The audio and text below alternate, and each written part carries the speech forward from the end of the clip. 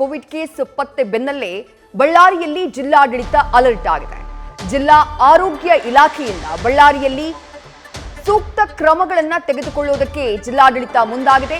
ವಿಮ್ಸ್ನಲ್ಲಿ 40 bed ಹಾಗೆ ಜಿಲ್ಲಾ ಆಸ್ಪತ್ರೆಯಲ್ಲಿ 10 ಬೆಡ್ಗಳ ವ್ಯವಸ್ಥೆಯನ್ನ ಮಾಡಲಾಗಿದೆ. ಪ್ರತಿ ತಾಲೂಕು ಆಸ್ಪತ್ರೆಗಳಲ್ಲೂ ಕೂಡ ಪ್ರತ್ಯೇಕ ಕೊಠಡಿ ಬೆಡ್ಗೆ ಸೂಚನೆಯನ್ನ ನೀಡಲಾಗಿದೆ.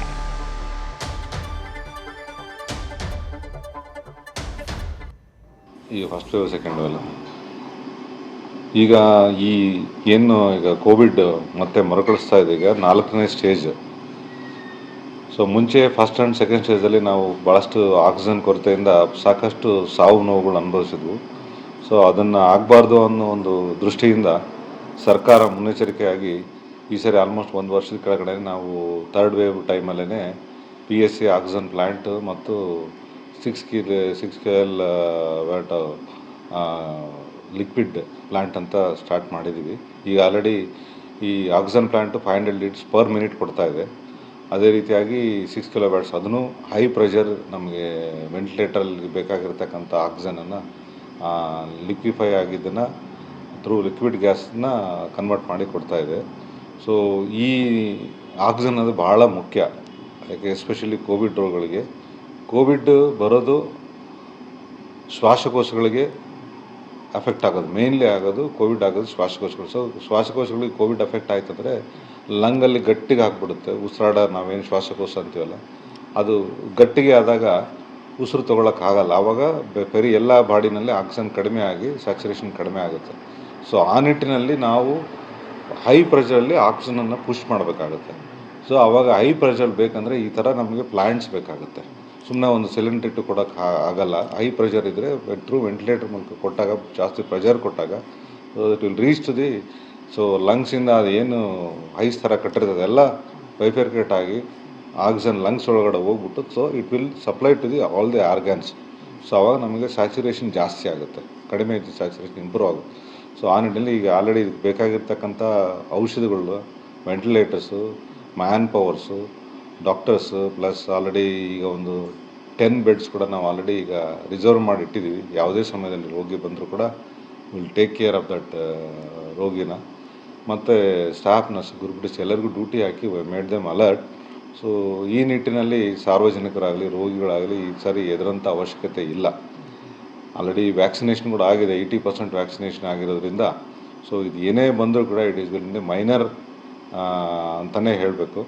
ಸೊ ಯಾರು ಇದನ್ನು ಆತಂಕ ಪಡದೆ ಸನ್ನದ್ಧವಾಗಿ ಎದುರಿಸ್ಕೊಂಡು ಅವರವರ ಮುನ್ನೆಚ್ಚರಿಕೆ ಕ್ರಮಗಳನ್ನು ತಗೊಂಡು ಆತಂಕ ಪಡದೆ ಇರಲಿ ಅಂತ ನಾವು ನಮ್ಮ ಆರೋಗ್ಯ ಕುಟುಂಬ ಹೇಳ್ಬೋದು.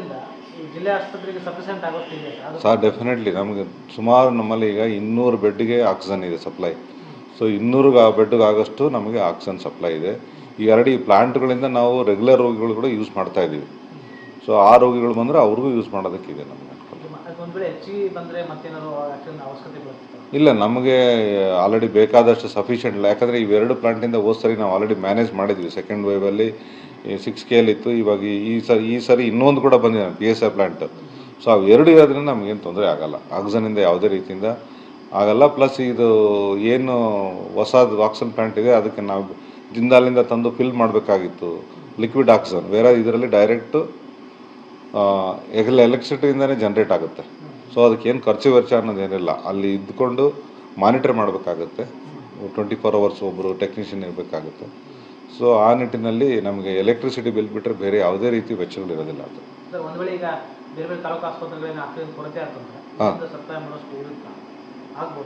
ಅದು ಜಂಬೋ ಸಿಲಿಂಡರ್ಸ್ ಎಲ್ಲ ಇದ್ದಾವೆ. ಅಲ್ಲಿನೂ ಸಿರುಗುಪ್ಪದಲ್ಲೂ ಕೂಡ ಪ್ಲ್ಯಾಂಟ್ ಇದೆ. ಸೊ ಅಲ್ಲಿ ಕೂಡ PSI ಆಕ್ಸಿಜನ್ ಪ್ಲ್ಯಾಂಟ್ ಇದೆ. ಆಮೇಲೆ ಸಿಲಿಂಡರ್ಸ್ ಆಲ್ಸೋ ಆಕ್ಸಿಜನ್ ಸಪ್ಲೈ ಮಾಡ್ಬೋದು. ಸೊ ಇಲ್ಲಿಂದ ಅಲ್ಲಿಗೆ ಸಿಲಿಂಡರ್ಸ್ ಕಳಿಸ್ಕೊಡ್ತೀವಿ. ಸೊ ಅವರು ಕೂಡ ಬೆಡ್ಸ್ ರೆಡಿ ಮಾಡ್ಕೊಂಡಿದ್ದಾರೆ. ವಿಮ್ಸಲ್ಲಿ ಕೂಡ ಇದೆ ಆಲ್ರೆಡಿ, ಅಲ್ಲಿ 40 ಬೆಡ್ಸ್ ಇಟ್ಕೊಡ್ತಾರೆ. ನಮ್ಮಲ್ಲಿ 10 ಬೆಡ್ ಇದೆ. ಸೊ ಹಂಗಾಗಿ ಯಾವುದೇ ರೀತಿ ರೋಗಿಗಳು ಬಂದರೆ ನಾವು ಎದುರಿಸೋದಕ್ಕೆ ಸನ್ನದ್ಧವಾಗಿದ್ದೀವಿ. ಇವಾಗ ಅದೇ ಮೊನ್ನೆ 2 ಬಂದಿದೆ, ನಿನ್ನೆ 2 ಬಂದಿದೆ ಪಾಸಿಟಿವ್. ಜಿಂದಾಲಿಂದ 2 ಅಲ್ಲಿಂದ ಜಿಂದಾಲಿಂದ ಬಂದಿವೆ ಸದ್ಯಕ್ಕೆ. ಅದು ಡೀಟೇಲು ಯಾಕಂದರೆ ನಮಗೆ ಇವರು ಕೊಡಬೇಕು ಮಾಹಿತಿ, ನಾನು ಕೊಡಬಾರ್ದು ಜಾಸ್ತಿ ಅದ್ರ ಬಗ್ಗೆ. ಸೊ ನಮ್ಮ ಜಿಲ್ಲಾಧಿಕಾರಿಗಳು ಕೊಡ್ತಾರೆ ದಿನ ಇದ್ದರು. ಸೊ ಬಟ್ ಪೇಷಂಟ್ ಯಾರು ರೋಗಿಗಳಿಗಂತೂ ಏನು ತೊಂದರೆ ಇಲ್ಲ. So all are mild cases, they are all getting home isolated, getting treatment. ನಮ್ಮಲ್ಲಂತೂ ಯಾರು ಅಡ್ಮಿಟ್ ಆಗಿಲ್ಲ. ನ್ಯೂಸ್ ಫಸ್ಟ್ ನಿರ್ಭೀತಿಯಿಂದ ನಿಮ್ಮ ಪರವಾಗಿ.